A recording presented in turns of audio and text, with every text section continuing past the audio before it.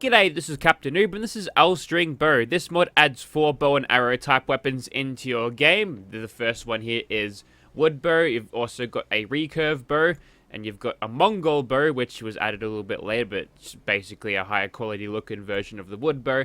And you've also got the compound bow. Now, for all intents and purposes, they're all the same animation, so we will be using the compound bow when it comes to testing, because it does the most damage when I test things to the best of their capability, but they've got a bit of customization, so we'll start off with that. So we'll start off with the wood bow, and for the riser, which I guess is the arm thing that the string goes in, it's a riser, I suppose. You can chuck an iron limb there. That'll increase the damage, just a little bit more resistance for the riser to pull the string back on, I suppose. That makes sense to me. And you can change the arrows. Now, the arrows will be the same. There's actually a nice way you can switch arrows on the fly. You don't have to come to a workbench to do it. So that's good. So you got broadheads, which will do a lot of damage. Explosive arrows, which, you know, they say 2,000 energy damage. They don't do that. They don't instantly kill anything. You've got field point, which is basically just the standard arrow. It does slightly less damage than the broadheads. The fire ones, so just a fire field point, so you get a little bit of incendiary damage. It can ignite targets. Not really that interesting. It doesn't do a whole lot of damage. You've got an incendiary arrow here, which probably does a little bit more in the way of fire damage, I suppose. But interestingly enough, this thing does 79 damage, which is a lot less than what we were getting as standard. And we'll get back to that in a second, because you can totally break the game with these, break the game and the mod. And they've got a nuclear one, so it's basically like having a fat man, but a lot more silent, I guess, and a lot less heavy. So that's cool, just a nuclear explosion, very easy to make. Rain is like a shotgun, so it'll fire a bunch of these little steel dart thingies out, and the spread, unless you're crouching, then the spread's perfect. Then it's just like a really tight canister shell type setup, like you would find in a tank in a battlefield game. This is a storm arrow, which is like rain, except that they fire explosive projectiles, so it's like an explosive shotgun. It's awesome.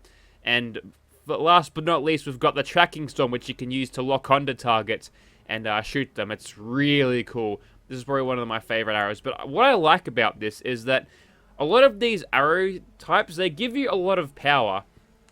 More power than you get per shot out of something like a Gauss rifle in specific cases. So that's really cool. So in a way, you could potentially say that, yes, that it gives you a reason, a justification to actually use these things performance-wise, because they're great.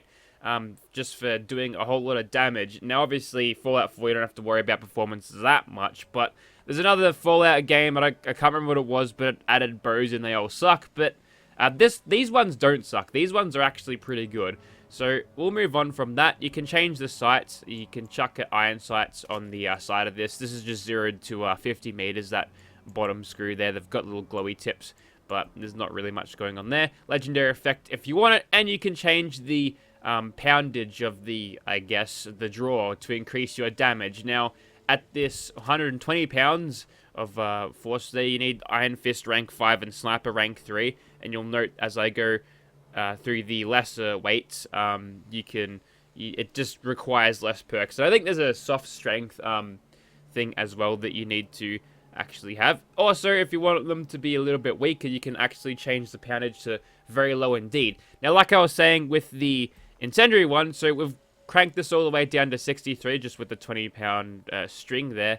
If we go back and find ourselves the incendiary ones, you'll note that it's doing something like 197,870 damage, which is basically the game's gone into negatives with the damage, so it's just going to give you max damage. So yeah, just one-shots everything. Totally broken, but you can do it fairly easily. But that's the wood bow.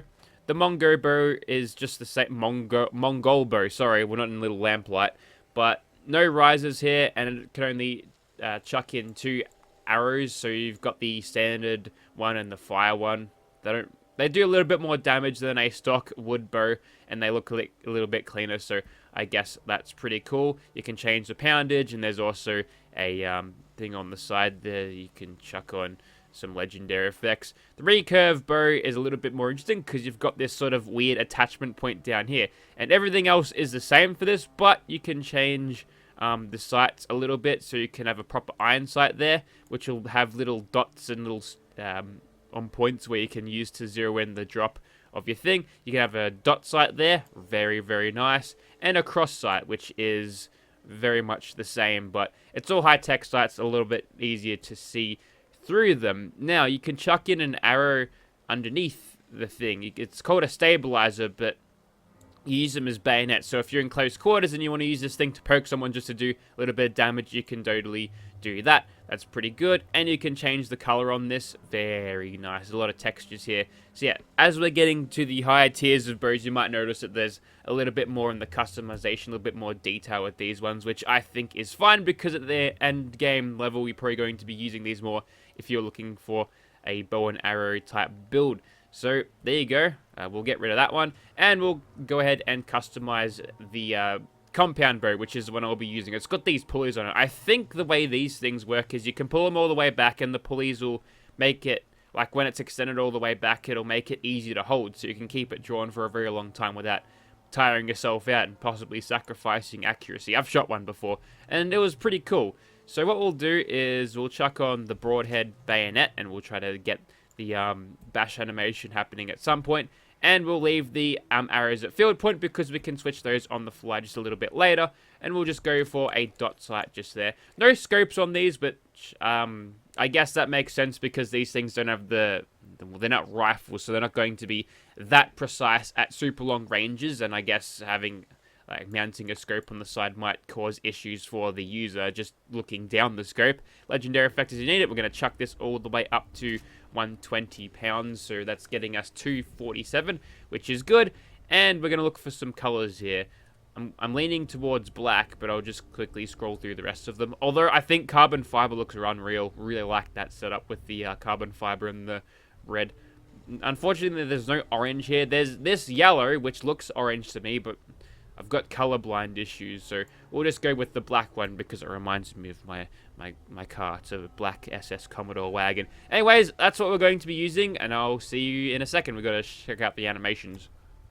Worth mentioning that you can craft all of the ammos on your chemistry workbench, and they're pretty easy to make, provided you've got the materials. And the arrow switcher is here, so in case you lose the switcher that you get when you load up this mod or just need another one, you can chuck that on, so you can put that on your hotkeys and press the button to activate it, and then you can switch from any of these weapon or any of these arrow types, and you can craft these on a chemistry workstation as well. You'll note that the higher tier bows will require different materials, a lot more materials, and a little bit better in the way of perks.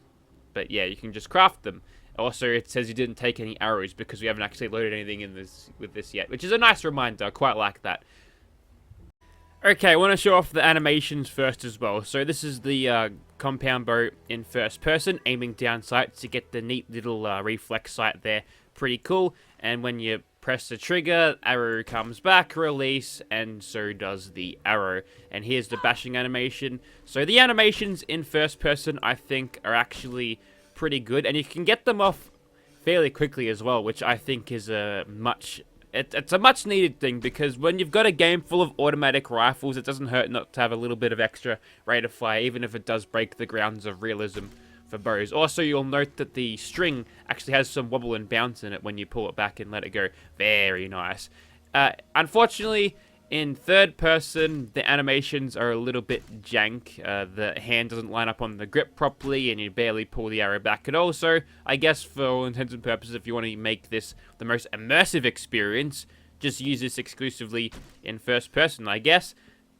Okay, so here we are in Skyrim, about to stealth arch this because why wouldn't we? And there's a little bastard thing over there. There we go.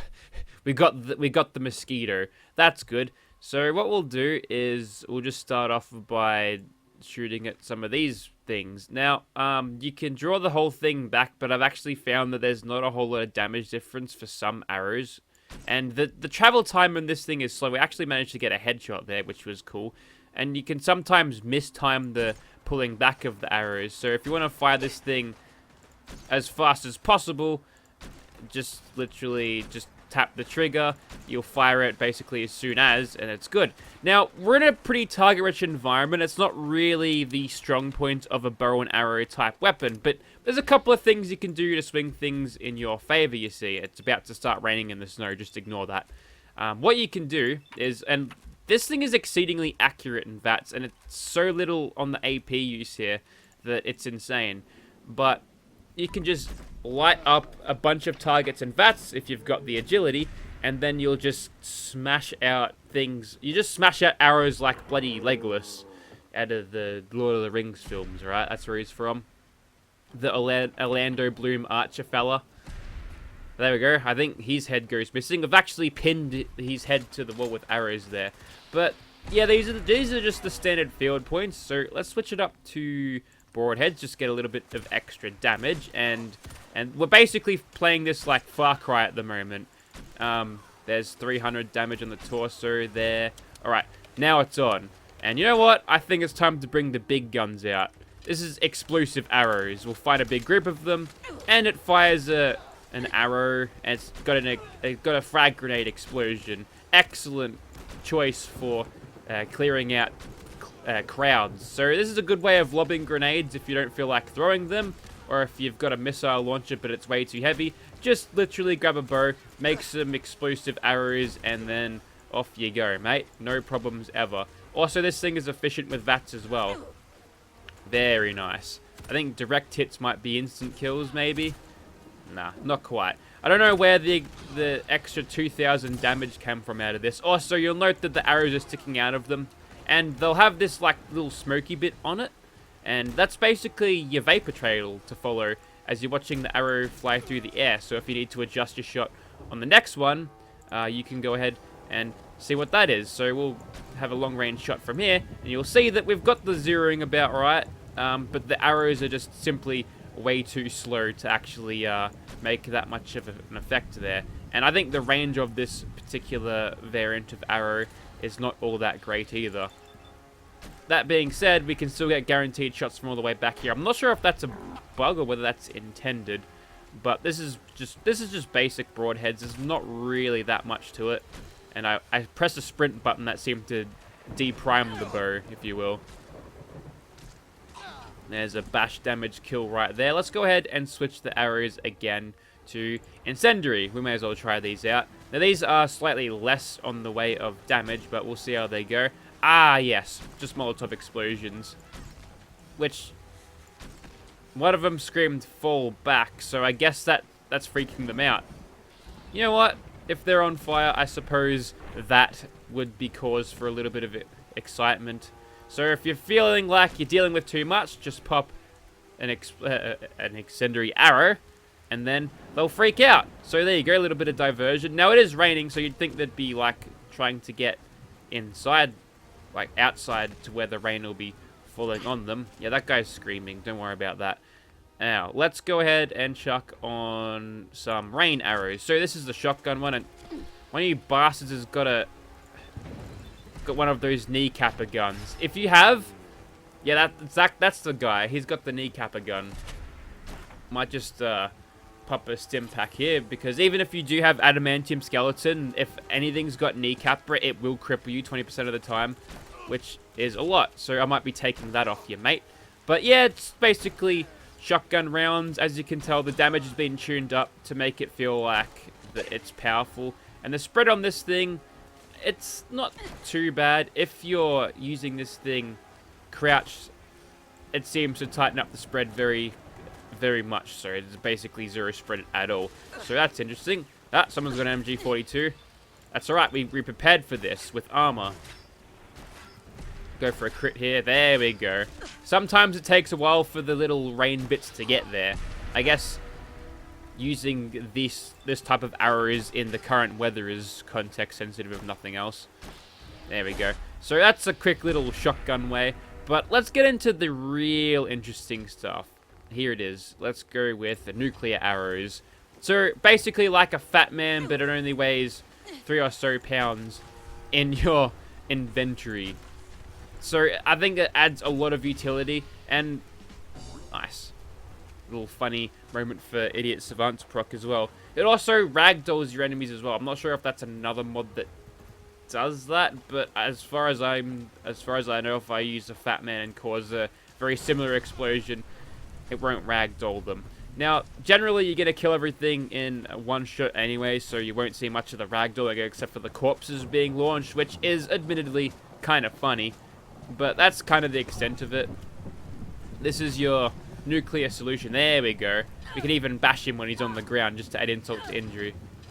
Managed to get a critical strike there, thanks to Basher, so we finish him off without using a single arrow there, or another arrow.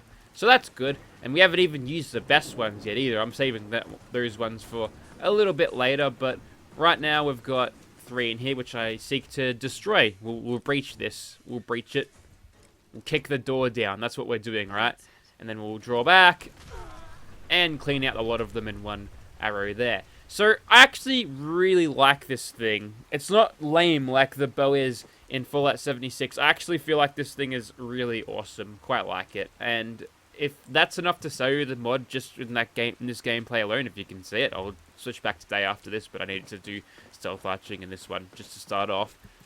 Yeah, I definitely recommend getting this, even if you aren't a super big bow user. If you're doing like a survival mode playthrough where ammo is scarce at the start, you can potentially get a lot of power out of these bows, and there's easy places to get them. I'll try to remember to put that in the video somewhere. But yeah, it might be something interesting for you to grab early on, and then you can succeed to using rifles later. Also, they kind of don't work with classic holstered weapons. They sort of go off to the side. They're like a pair of wings. Okay, so the next ones we'll use are the storm arrows. Think of it as like an explosive shotgun, but better. So much better. And with the minimal spread from back here, we can spread out a whole lot of damage on Swan from all the way back here. But if we want to get a nice spread on this thing, we just don't bother with that. We'll just hip fire it, and Swan's almost dead already. He's mutated at this point, so we'll go ahead and just hit him a couple of times in the face just to see what happens. Go for a critical here. He is not going to last very long. I think all of those projectiles are overlapping on top of each other. And yeah, this is an obscenely powerful weapon. It's really powerful, which I quite like. Also, you can push corpses around if you want to. But, you know, it keeps getting better, and I'm going to show you why it keeps getting better. Tracking arrows. Let's find something else.